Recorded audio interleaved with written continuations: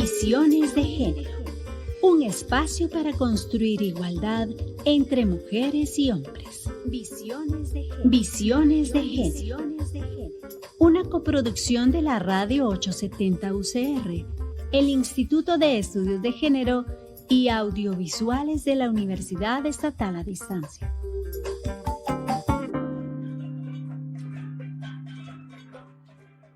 Hola, hola, muy buenos días. Les damos una cordial bienvenida a todas las personas que nos acompañan el día de hoy, 8 de diciembre, en el programa Visiones de Género. Este es un programa realizado por el Instituto de Estudios de Género de la Universidad Estatal a Distancia. Me complace muchísimo hoy acompañarles. Mi nombre es Carla Montero y soy investigadora del instituto.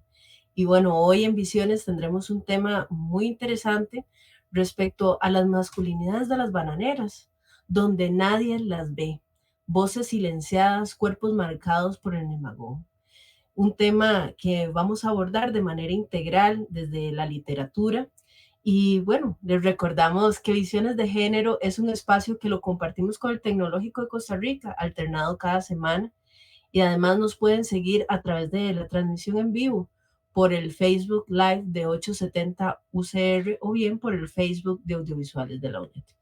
Y bueno, como les decía, hoy en Visiones de Género vamos a reflexionar sobre esas masculinidades de las bananeras donde nadie las ve, voces silenciadas, cuerpos marcados por el nemagón. Y vamos a revisar un capítulo que posiblemente se ha invisibilizado en nuestra historia reciente.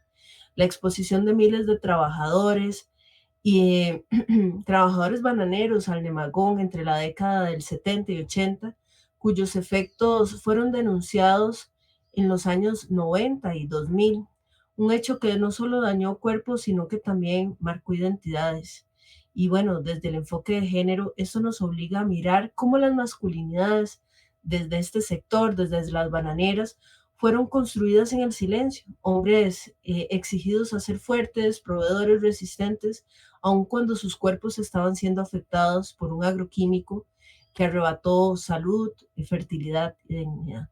Y hoy abrimos este espacio para reconocer a esas voces que no fueron escuchadas y profundizaremos sobre este tema con dos personas muy especiales, Mariela Elizondo Murillo y Sofía Rodríguez Jiménez.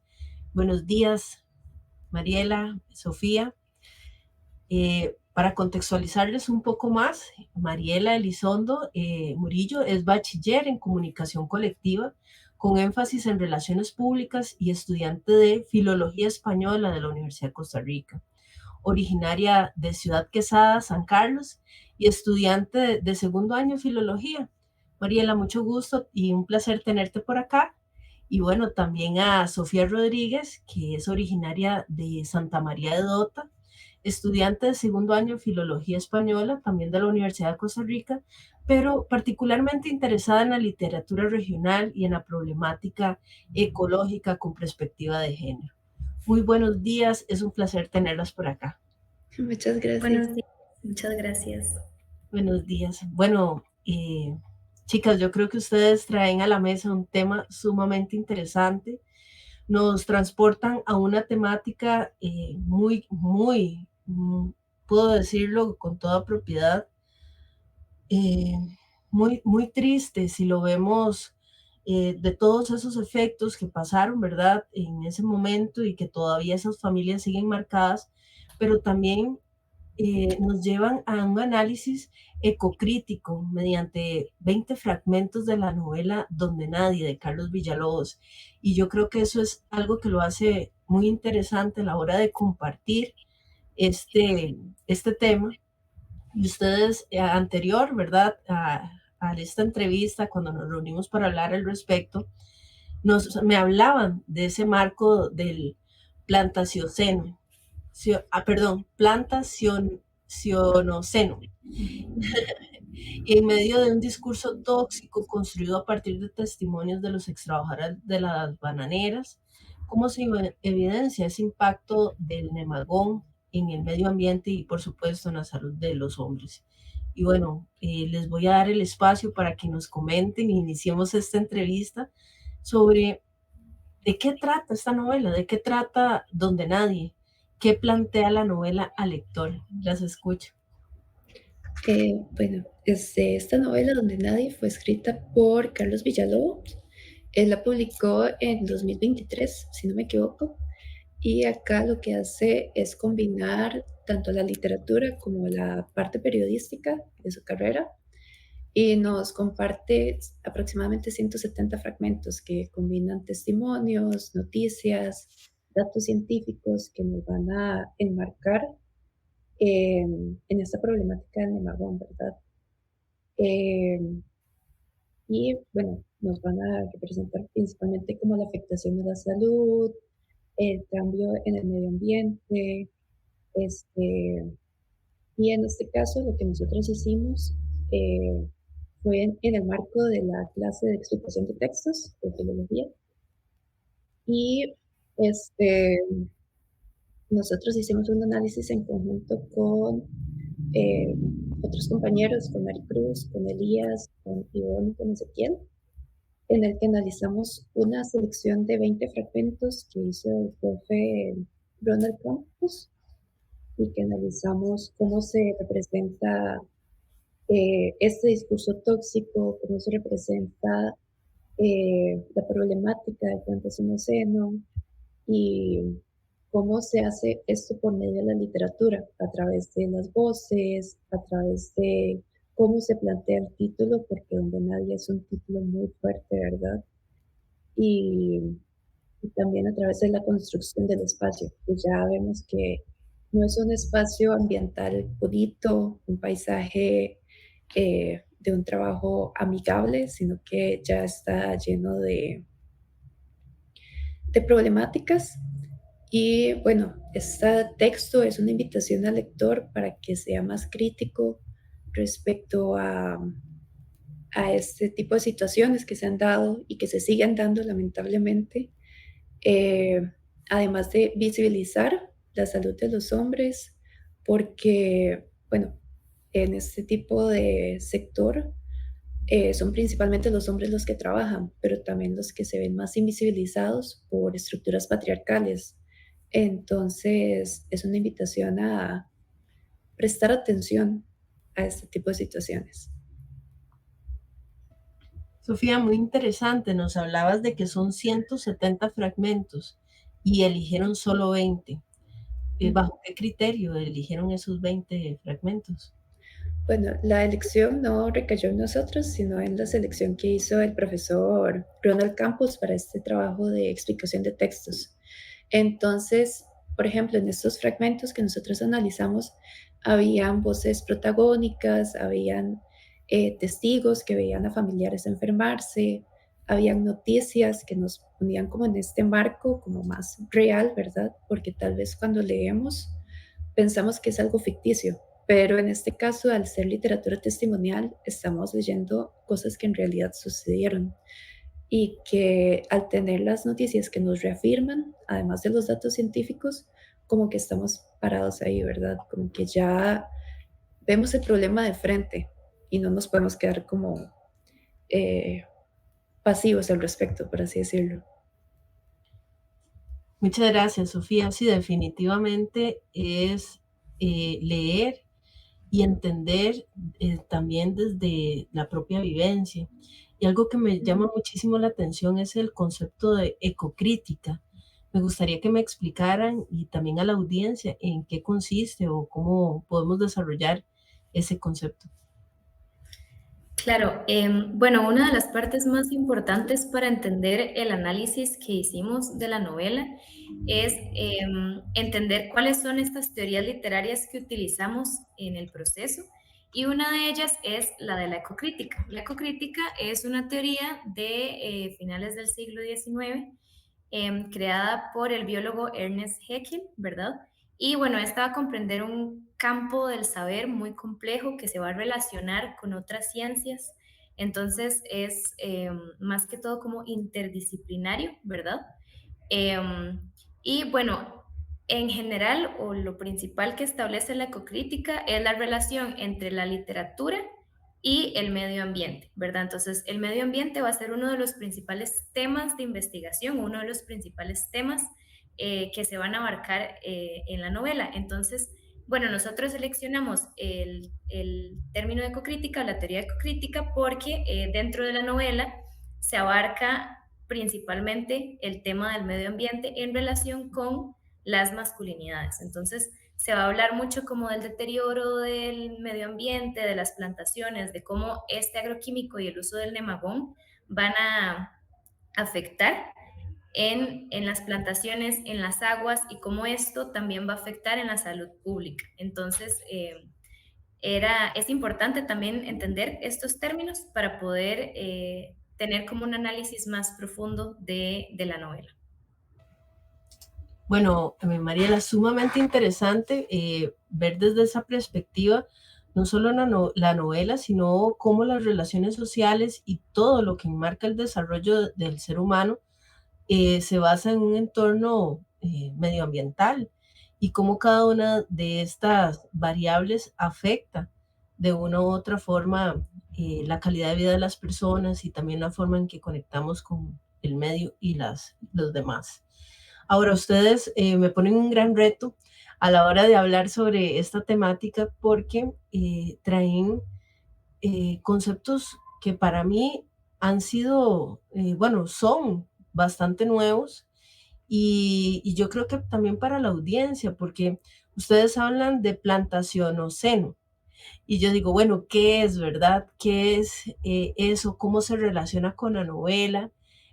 Porque hablamos de un discurso tóxico y yo creo que ahí es donde me gustaría que detallemos un poco más y pongamos en contexto a todos nuestros radioescuchas.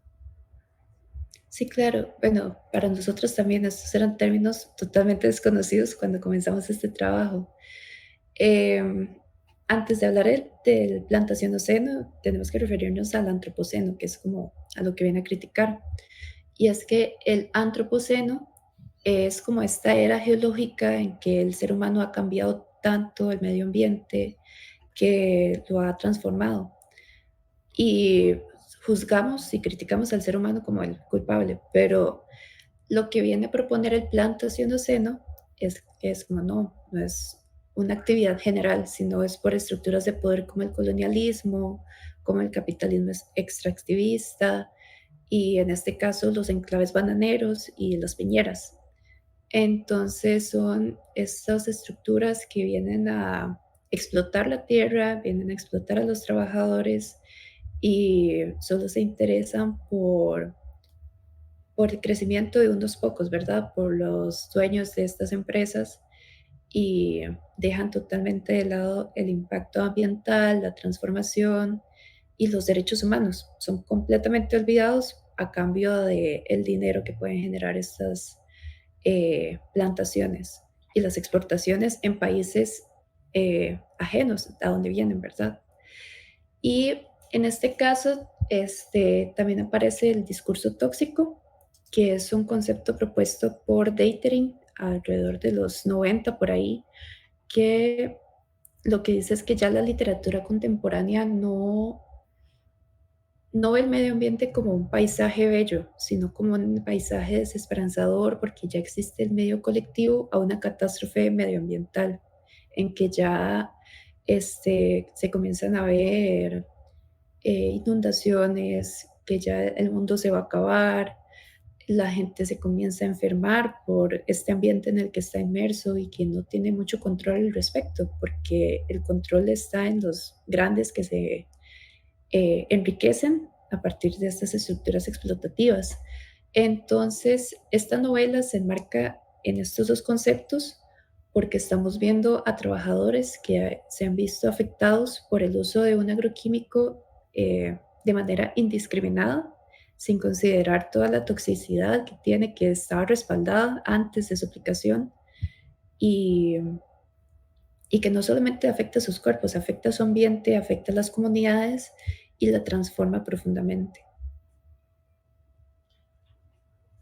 Bueno, Sofía, me llama muchísimo la atención cuando hablas de que la perspectiva y medioambiental en general ha cambiado en la forma en la que se, que se ve ese paisaje de antes a los problemas y retos que se enfrentan que nos enfrentamos actualmente, pero también cuando nos introduces a cómo el plantacionoceno eh, influye en la vida de los trabajadores en las bananeras, me gustaría retomar de que eso realmente es un problema que arrastramos hasta la actualidad. Y sí quisiera como profundizar más en ese aspecto. ¿Cómo se relaciona este periodo con esa vida de los trabajadores en las bananeras? ¿Qué sabemos de eso? Bueno, en este caso, como te menciona, el plantacionoceno es toda esta estructura de que los enclaves bananeros y las piñeras vienen a transformar espacios pequeños, regiones, y en este caso la vida de los trabajadores se ve completamente atada, porque vemos que son ciclos en donde las personas no tienen un escape de su forma de vida, de su manera de sobrevivir. Y en este caso, en la novela, vemos que no, ¿cómo decirlo? No tienen como mucha más esperanza para salir de este tipo de estructuras. Entonces, eh, a lo largo de los relatos, con sus voces,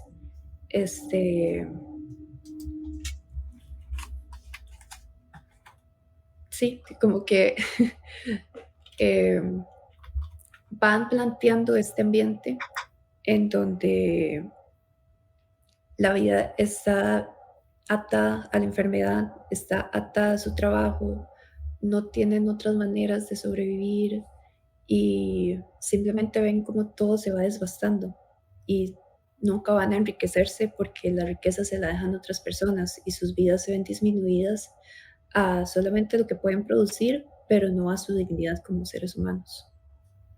Bueno, una realidad bastante compleja y definitivamente desesperanzadora en muchos de estos casos. No sé vos, Mariela, si tenés algo que nos quieras complementar al respecto. Sí, claro.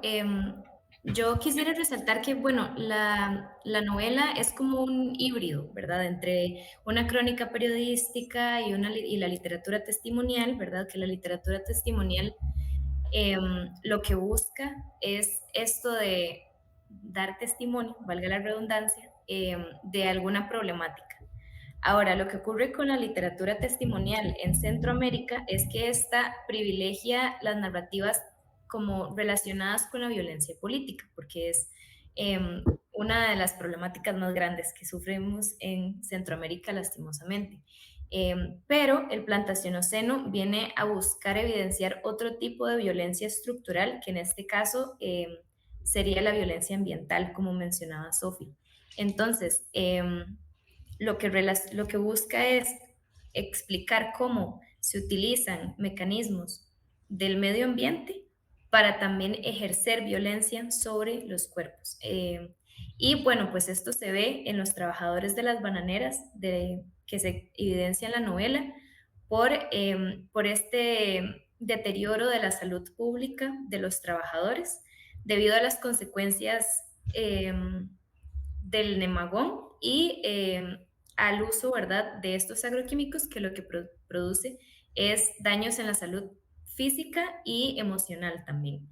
Y otro de los elementos importantes es toda esta crítica, ¿verdad?, neoliberal a cómo estas empresas no se preocupan, ¿verdad?, porque el equipo de trabajo sea el adecuado. Entonces, como ellos no tenían equipo adecuado para protegerse, pues estas consecuencias venían mucho más rápido y empeoraban. Entonces, también por esa parte se puede ver cómo la vida de los trabajadores de las bananeras se ve afectada.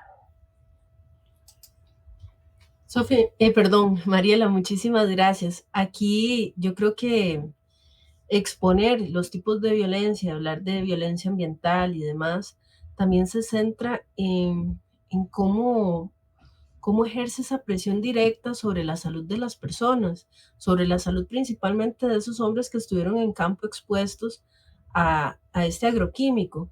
Entonces, ¿podrías explicarnos un poquito más en detalle por qué se centra principalmente en este aspecto? Bueno, en este caso, nosotros nos enfocamos en la salud de los hombres, ¿verdad?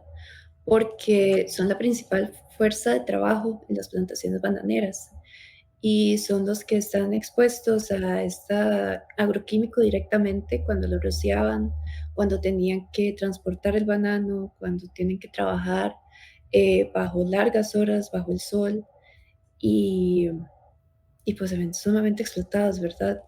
Entonces, eh, no es solamente este sufrimiento físico, sino también emocional, porque los hombres viven bajo estas estructuras patriarcales en donde tienen que ser fuertes, no pueden mostrar su vulnerabilidad, tienen que salir adelante y sacar adelante a sus familias, cueste lo que cueste. Entonces se invisibilizan sus vidas, se invisibiliza su sufrimiento y por eso esta novela viene a decir, no, nosotros no somos invisibles, nosotros vamos a dejar de serlos nadie y vamos a trascender a la historia a través de nuestras voces, a través del testimonio de lo que está pasando, perdón, de lo que está pasando y, y cómo esta ruptura con el pacto del silencio nos llega a conmover a nosotros como lectores, a que también tomemos algún tipo de acción o por lo menos digamos, esto está sucediendo, ¿qué podemos hacer al respecto? ¿Qué tipo de decisiones podemos tomar? Sea, por ejemplo, ahora que estamos en periodo electoral, ¿verdad? A través de la elección de por quién vamos a votar, qué es lo que dicen los candidatos, eh, qué podemos hacer para que la vida de estos trabajadores, para que la vida de estos hombres deje de pasar desapercibida. Sofía, muchísimas gracias y yo creo que aquí voy a retomar el título de la obra y quisiera que me expliquen por qué ese título, hacia dónde nos dirigimos hablando sobre ese título de la obra. Claro, el título es un elemento muy importante, ¿verdad? Es muy particular. Hay que entender que, bueno, donde nadie está conformado por un adverbio de lugar, ¿verdad? ¿Dónde? Y un pronombre indefinido, que sería nadie, ¿verdad? Y a partir de esto se pueden desarrollar dos posibles lecturas de la novela. La primera lectura es que donde nadie, ¿verdad? Centrándonos en el pronombre nadie, es un lugar en donde habita una población invisibilizada, ¿verdad? Aquí nos estamos centrando en la población. Como estos nadie son un símbolo de la despersonalización que se impone por estas dinámicas de poder que son asimétricas, ¿verdad? Entonces, estos nadie, que serían los trabajadores, se reducen a una masa indistinta, a un grupo de gente que no le interesa, que, bueno, como decía Sofía antes, que son invisibilizados, que son apartados y que no se sabe, ¿verdad? Nada de ellos, se despojan como de su singularidad y dejan casi que su sentido de pertenencia a la humanidad y por ende se presentan en una posición desprotegida. La segunda de las lecturas sería enfocándonos en el dónde, ¿verdad? Que bueno, a partir de las teorías que hemos estado hablando, de la ecocrítica, del plantacionoceno, del discurso tóxico, este lugar se convierte en un lugar inhóspito, ¿verdad? Debido a esta explotación ambiental, debido a la contaminación por el uso de los agroquímicos, a todo este interés neoliberal y cómo el paisaje se va deteriorando. Entonces, estos dos posibles lecturas convergen en el sentido de que ambos muestran estas señales de deterioro, tanto los nadie, que serían los trabajadores de las bananeras, como el lugar, ¿verdad? Las plantaciones, los ríos y todo el ecosistema que también se va deteriorando. Entonces, estas dos lecturas se relacionan en ese sentido y por eso es un título tan interesante. Bueno, definitivamente sí es un título muy interesante porque explicado de esa manera podemos comprender el contexto y parte de esos testimonios que se van a explorar. Y aquí es donde me gustaría que podamos profundizar en cómo los testimonios se vuelven parte fundamental de esta novela, cómo contribuyen en la recepción de ese texto y cómo se exponen de manera que para la persona que los esté leyendo pueda sentir esa personificación, ¿verdad? Conocer ese testimonio, a pesar de que es leído, con ese sentimiento que transmite la lectura. Sí, en este caso yo creo que de los elementos más fuertes y más llamativos de la novela como tal es su carácter testimonial, ¿verdad? Que está compuesto por tantos fragmentos de todo tipo, que están los fragmentos de voces protagónicas, que digo, yo sufrí esto, yo he visto mi vida cambiar, pero también están de personas que ven a otras sufriendo. Por ejemplo, hay testimonios en donde dicen que tal vez su hermano sufrió o que está sufriendo esterilidad, que ha visto a sus hijos morir. Entonces, en este caso, a través de esta polifonía, de esta variedad de voces, es que llegamos como a conmovernos más. Digamos, la literatura, el arte en general, lo que busca es conmovernos. Entonces, en este caso, lo que hace la literatura testimonial es añadir como una capa de realidad que nos hace sentir más cercanos a lo que estamos leyendo, porque ya decimos, son personas que realmente le están sufriendo y no surgieron como de la imaginación de alguien, sino que realmente vivieron esto y nos están permitiendo conocer su historia para que nosotros hagamos algo al respecto. Entonces, a través de estas voces es que tenemos la posibilidad de transformar lo que está aconteciendo, porque lamentablemente estas estructuras siguen en pie, ¿verdad? Entonces, por medio de, como mencioné, la polifonía, es que llegamos como a esta cercanía como lectores. Bueno, Sofía, Mariela, creo que es un tema bastante interesante y para todos los radioescuchas, hoy estamos hablando sobre masculinidades de las bananeras donde nadie las ve. La mayoría, un análisis de la novela del escritor Carlos Villalobos. Y bueno, vamos a una pausa y regresamos con más de esta temática para conocer a profundidad cuál es ese testimonio de los trabajadores, qué ha pasado a lo largo de los años y poder conocer a profundidad cuál ha sido el impacto de este agroquímico, no solo en el medio ambiente, sino en la salud de todas estas personas y sus familias. Instituto de Estudios de Género de la UNED, donde todas y todos contamos.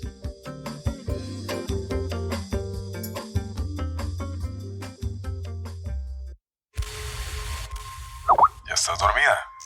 Hoy te vi más guapa que nunca en la U. Mándame una foto, ¿sí? Ay, qué fea. Si no me contestas, te pongo un 0 y tenés que repetir la materia. No, en serio, preciosa. Acuérdese que le puede ir mal.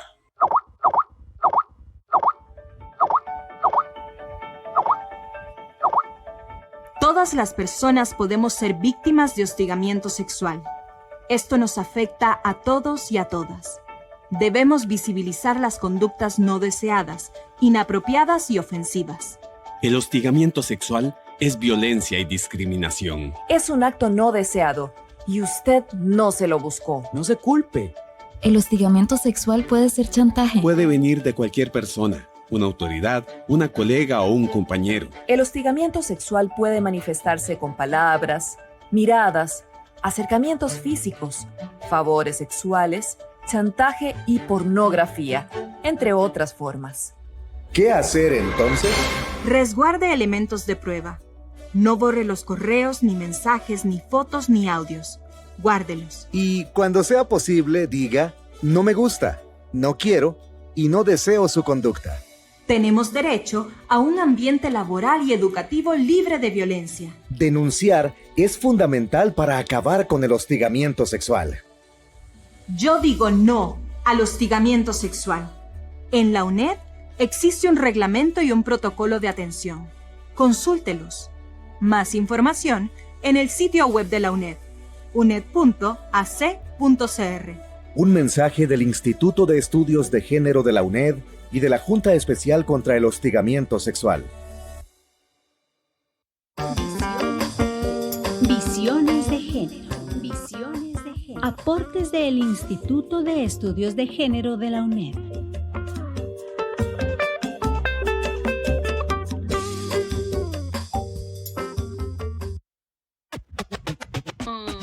Quisiera ver un documental de mi país. Audiovisuales UNED.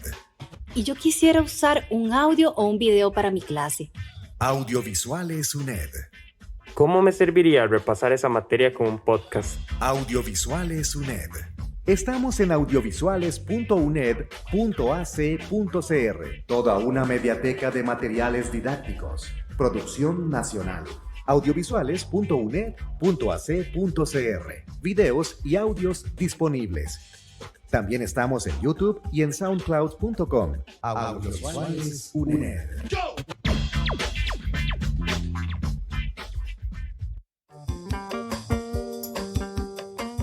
Para más información, escríbanos. Instituto de Estudios de Género de la UNED. iegénero@uned.ac.cr.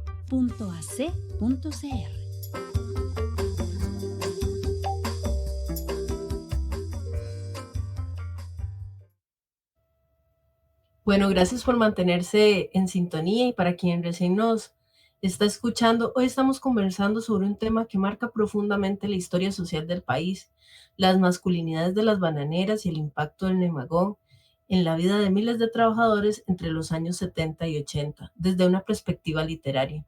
Y bueno, en esta segunda parte queremos profundizar en lo que muchas veces quedó oculto y cómo los mandatos de masculinidad, de hegemónica, de ser fuerte, de no quejarse, de seguir trabajando pese al dolor y contribuyendo al silencio, retrasaron las denuncias y ampliaron las desigualdades. Y hoy hablamos no solo de cuerpos afectados, sino de hombres que no tuvieron espacio para expresar su sufrimiento, su pérdida de salud y las consecuencias en sus familias. Y a través de esta obra literaria es posible conocer estos relatos, y bueno, contamos con el apoyo hoy para explicarnos en profundidad de Mariela Elizondo y Sofía Rodríguez. Nuevamente les doy la más cordial bienvenida para continuar con este segundo bloque. Gracias. Bueno, como les dije al inicio, muchachas, este es un programa en vivo y tenemos preguntas a través del chat de las diferentes redes. Y una de ellas es que si nos pueden explicar un poco cuáles son los efectos del Nemagón respecto a la salud de los trabajadores. Bueno, en este caso, de hecho en la novela hay un fragmento que se llama Psicosis, en el que se enlistan las enfermedades que puede provocar el Nemagón. En este caso, el fragmento dice, hay que repetirlo: cáncer gástrico, esterilidad, dermatitis, dolores terribles de cabeza, cáncer en el hígado, malformaciones congénitas, cáncer en el páncreas, desnutrición, atrofias, cáncer en la próstata, abortos, problemas en la vista, trastornos hormonales, cáncer de útero y mamas, artritis, cáncer renal, atrofia testicular, alteración del sistema hormonal, confusión en la memoria, depresión, impotencia y psicosis. Y así es como termina este fragmento. Y es sumamente crudo realmente leer esto y ver que es una lista enorme de enfermedades, y especialmente que hay muchas enfermedades asociadas a la reproducción y que puede afectar a las futuras vidas que vienen, ¿verdad?, de estos trabajadores, que va a generar un sentido de desesperanza muy, muy marcado por el hecho de que incluso las futuras vidas ya están determinadas por el impacto de este agroquímico.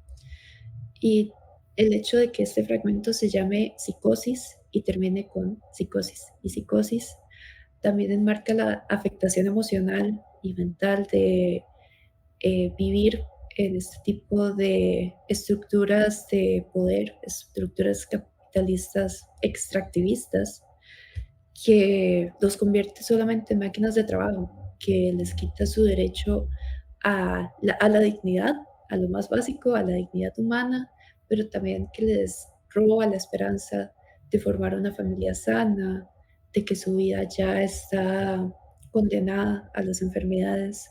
Entonces,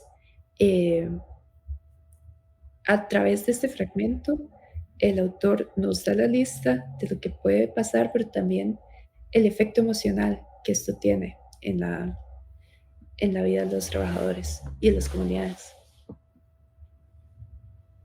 Bueno, es realmente impactante, muy fuerte conocer cuáles son estas consecuencias, porque si bien no afecta solo la individualidad como persona, condiciona su calidad de vida dentro de su familia, dentro de la opción de continuar con una vida normal, y también es un sufrimiento colectivo.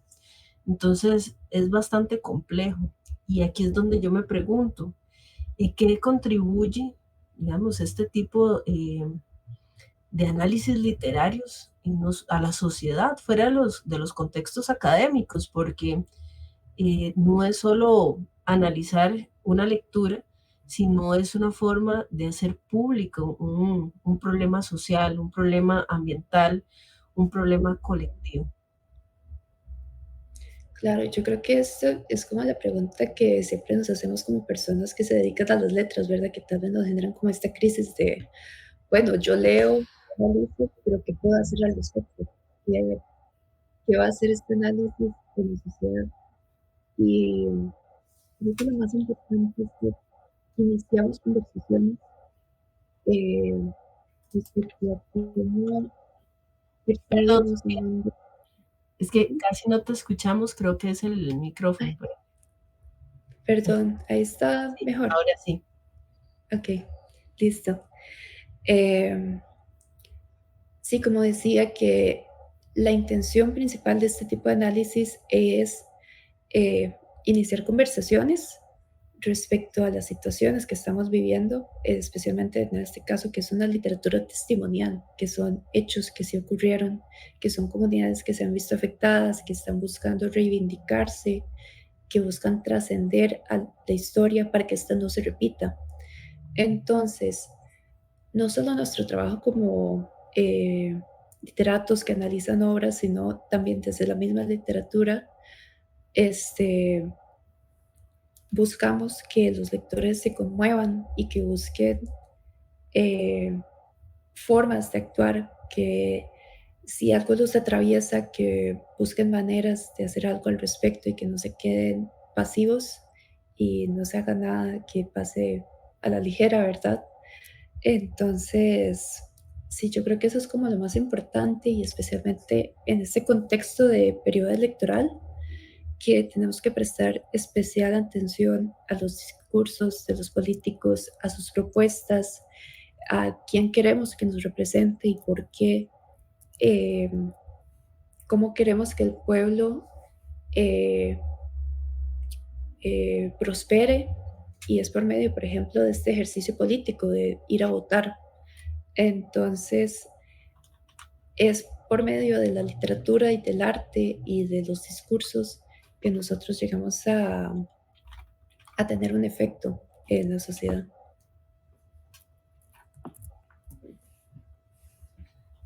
Bueno, muy, muy interesante, y sí, hacer conciencia, definitivamente. No sé, Mariela, si vos querés complementar. Sí, bueno, yo creo que hay muchos de los aspectos de la realidad que se representan en la literatura. Y eso es algo muy importante porque a veces, muchas de las veces leemos por entretenimiento. Bueno, nosotras es más por profesión, pero hay muchas personas que leen también por entretenimiento. Y a mí me parece que es muy importante que siempre algo se rescata. De lo que leamos, siempre algo se rescata. Entonces, por eso es tan importante, y por eso es tan importante que libros como este estén en venta para que la gente pueda leerlos, pueda buscarlos, pueda informarse, ¿verdad? Para que sepan cómo estas problemáticas han sido invisibilizadas, porque tal vez no se hubieran dado cuenta de otro modo. Tal vez esta es la única forma en la que descubren que este tipo de situaciones pasan, ¿verdad? y es por medio de la literatura que se pueden ver y que se pueden denunciar. Entonces, por eso considero también que es tan importante y por eso es tan necesario que hayan libros como este y que rescatemos estas cosas de la literatura que nos ayudan a, como decía Sophie, a cambiar la historia, porque pues lastimosamente son problemáticas que se tienden a repetir. Entonces, tal vez a partir como de esta literatura podemos hacer algo al respecto para que no se repita. Entonces, sí, por eso es tan importante. Bueno, quiero hacer eco a las palabras de ambas, cambiar la historia. Yo creo que a lo largo del desarrollo de la humanidad, el hecho de llevar la comunicación por diferentes medios, sea escrita, bueno, ahora a través de las redes sociales, el radio, los diferentes medios de difusión, hemos logrado hacer cambios en el contexto histórico y por supuesto que llevar esta información, bueno, ahora a través de este programa, ¿verdad?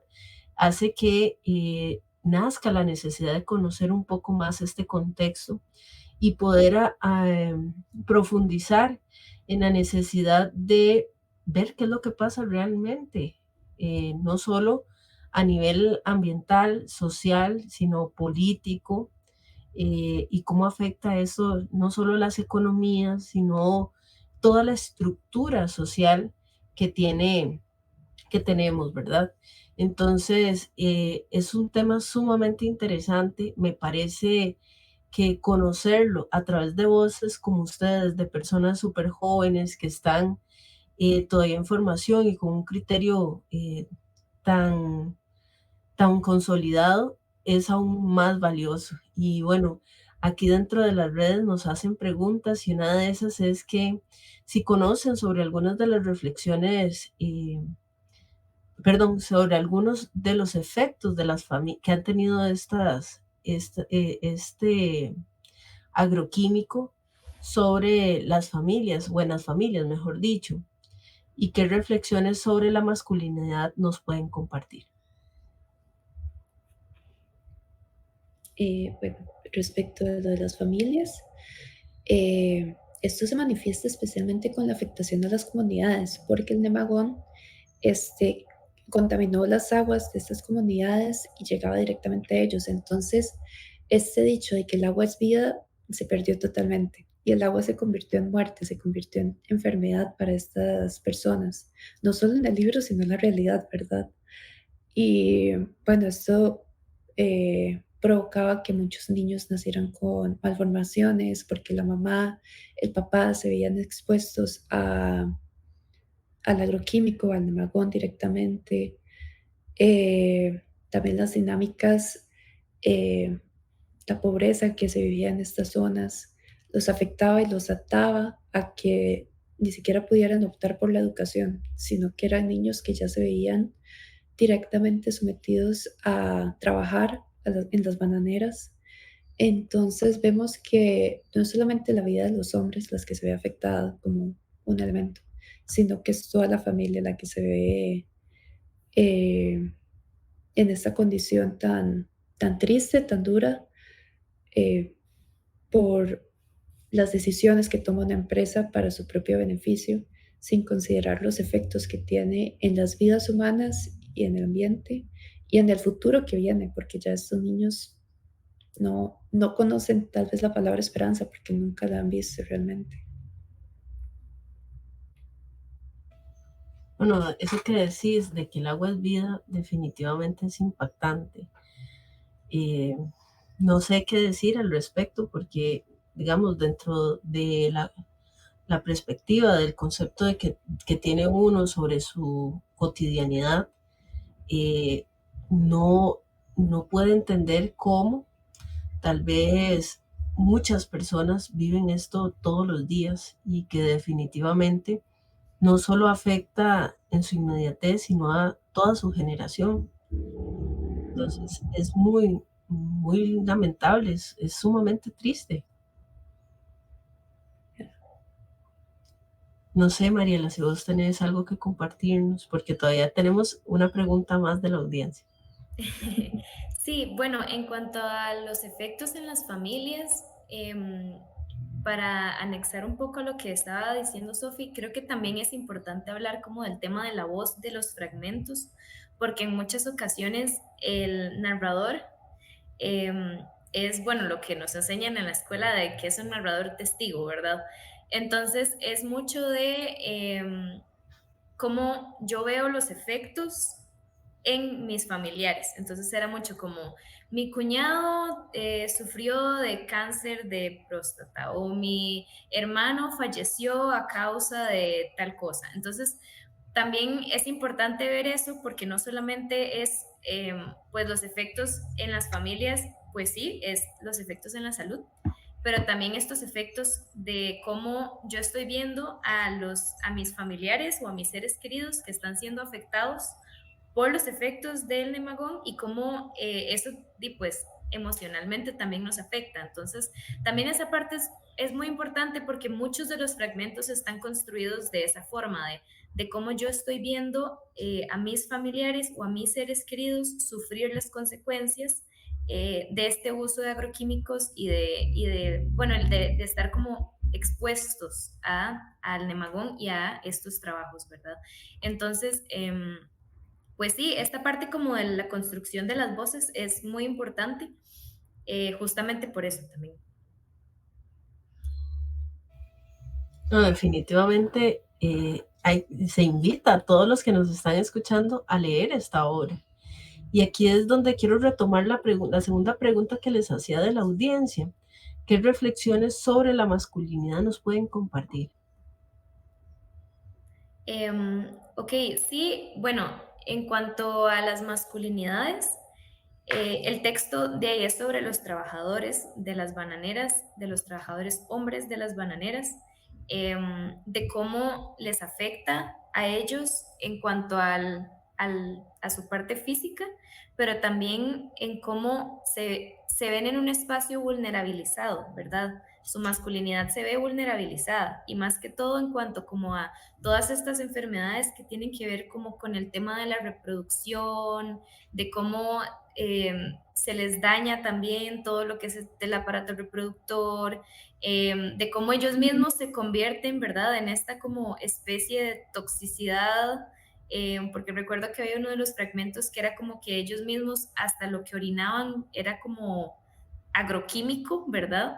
Entonces, como ellos mismos se convierten, ¿verdad?, en este como espacio tóxico, como su cuerpo también se ve infectado y pues las afectaciones a nivel psicológico que esto les trae, ¿verdad? Que muy pocas veces se conversa acerca de cuáles son estas consecuencias emocionales en los trabajadores de las bananeras que han sufrido todo este tipo de enfermedades y de exposiciones a los agroquímicos.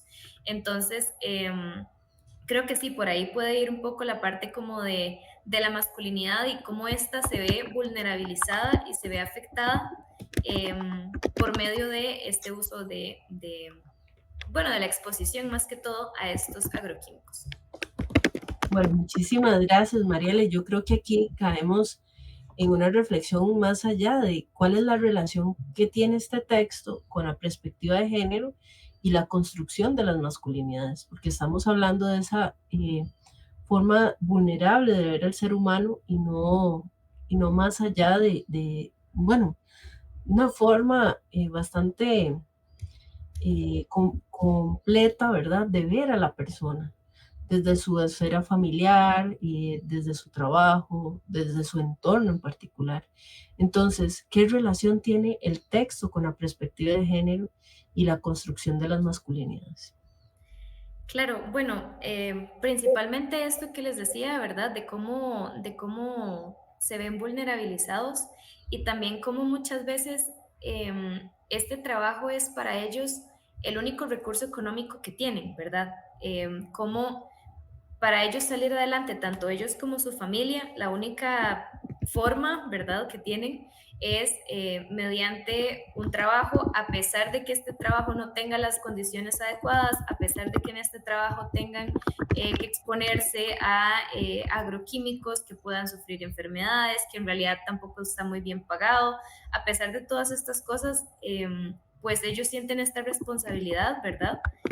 Con ellos mismos y con su familia, y por ende, y pues se ven obligados a trabajar en esto a pesar de todo. Entonces, creo que también por ahí va un poco el asunto, y también por esta parte, ¿verdad?, de la vulnerabilización de su propia masculinidad, y de cómo les afecta el enfermarse, porque si se enferman ya no pueden trabajar tampoco. Entonces, creo que sí, por ahí puede ir un poco esta reflexión.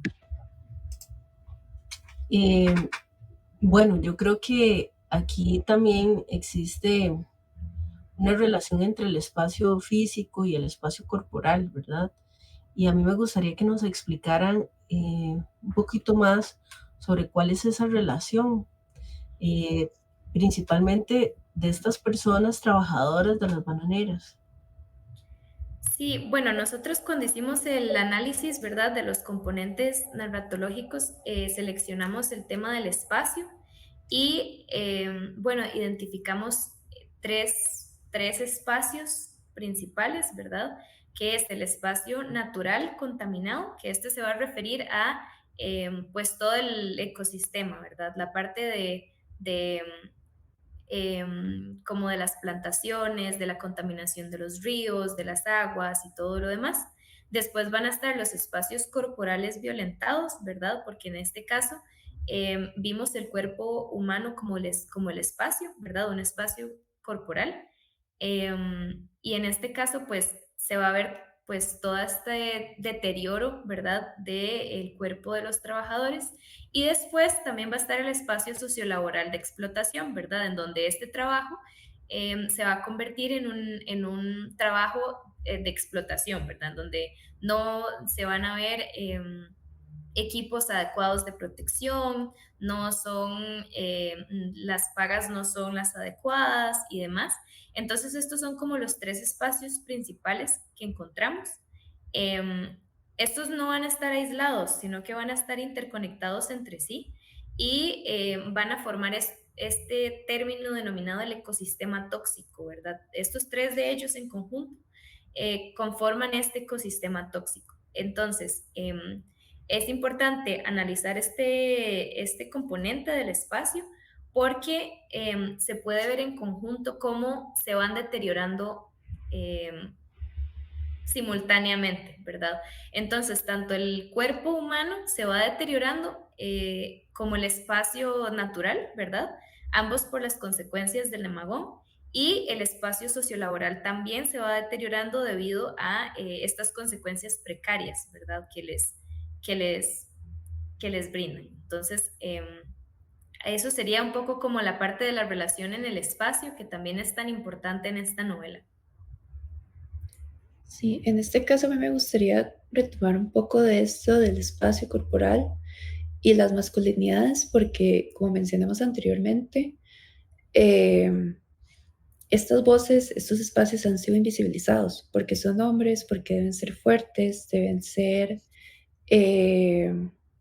apechugar, como decimos, y no pueden demostrar ningún signo de debilidad o de vulnerabilidad, porque si no, no son lo suficientemente hombres. En cambio, lo que viene a proponer esta novela es darle luz a lo que está sucediendo y a que estas vidas puedan tomar un poco de dignidad y que la recuperen como tal, para que seamos conscientes de esta problemática y de cómo se han apagado las emociones de las personas por este tipo de estructuras patriarcales.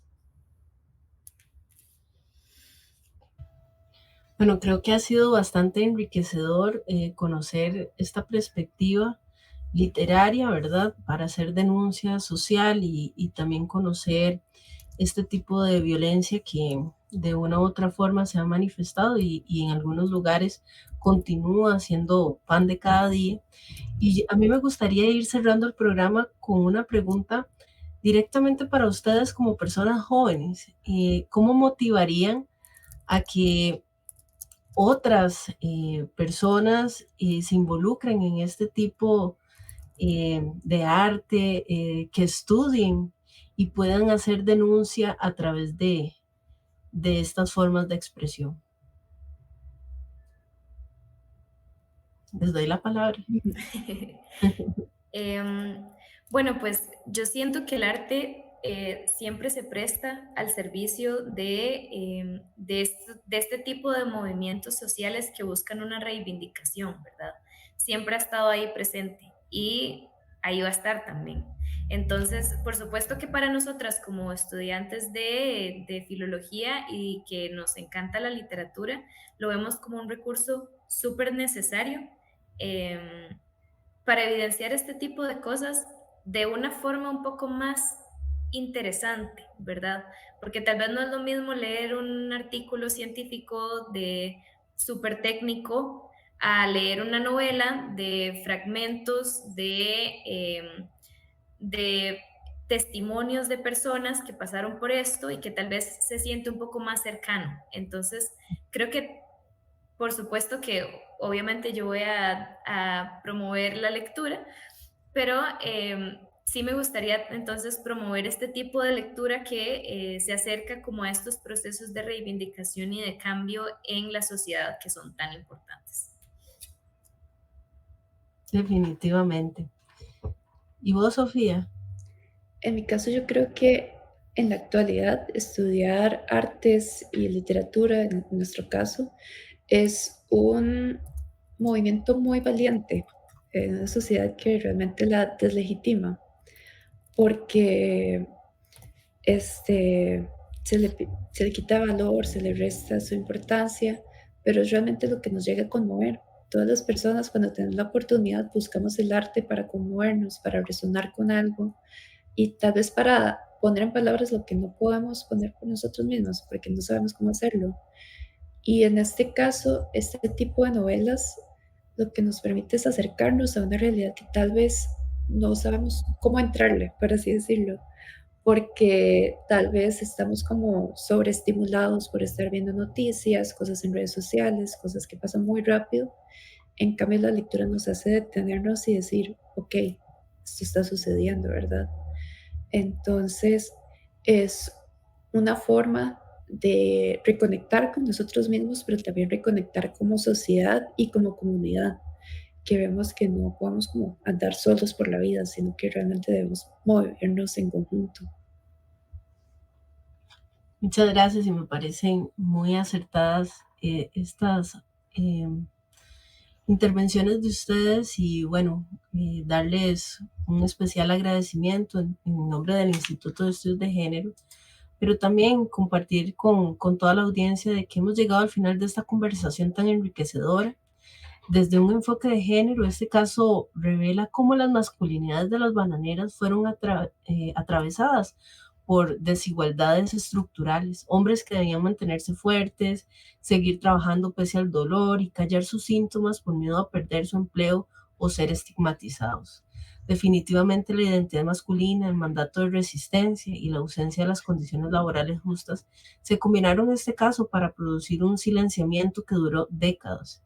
Y bueno, todavía se viven las consecuencias. Y bueno, agradecer a todas las personas que nos escuchan, que están actualmente, bueno, en este momento enviando sus mensajes a través de las redes sociales. Y bueno, en este caso, a la zona de Los Santos, que está aquí bien representada, y a San Carlos. Les doy un espacio para que se despidan, por favor. Bueno, nada, muchas gracias. Gracias por escucharnos y por sacar este ratito para escuchar un poco sobre nuestro proyecto y sobre nuestro acercamiento. Y nada, muchísimas gracias a todos. Y bueno, yo quisiera mandar un saludo especial a mi abuelo que está cumpliendo años hoy y que yo sé que está ahí escuchándome. Entonces, feliz cumpleaños, abuelo. Espero que hoy tenga un lindo día y que la pase súper bien. Bueno, le mandamos un especial saludo al abuelito de Mariela, porque sí, él no solo la ha acompañado aquí, sino en otras exposiciones sobre esta temática, y yo creo que esa red familiar y ese acompañamiento es sumamente importante. Sofía, ¿vos? Nada, agradecer por este espacio. Es una oportunidad muy provechosa y le agradezco a ustedes por su tiempo y a los que nos escucharon y especialmente a mi familia que nos ha apoyado tanto en la carrera como especialmente con este proyecto. Y eso, muchas gracias. Bueno, muchísimas gracias y no nos vamos todavía, continuamos con una breve pausa y regresamos para tener un bloque de noticias. Muchas gracias. Visiones de género. Visiones de género. Voces del Instituto de Estudios de Género de la UNED.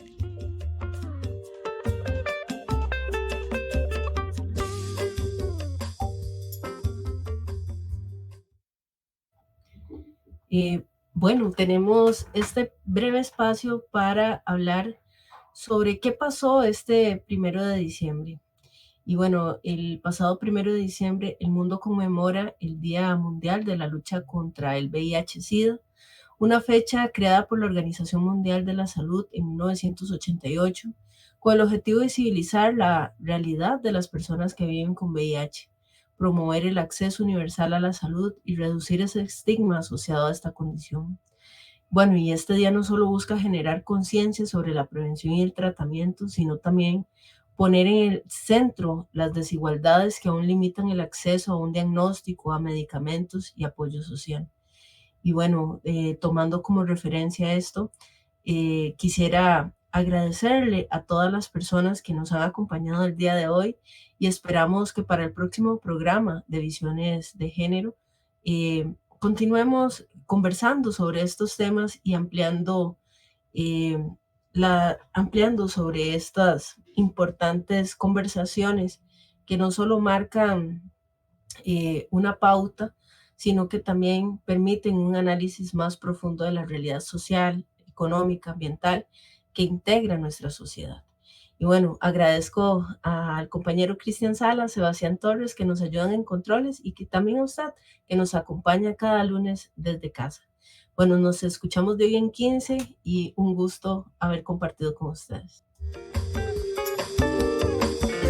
Esto fue Visiones de Género, un espacio para construir igualdad entre mujeres y hombres. Visiones de Género. Visiones de Género.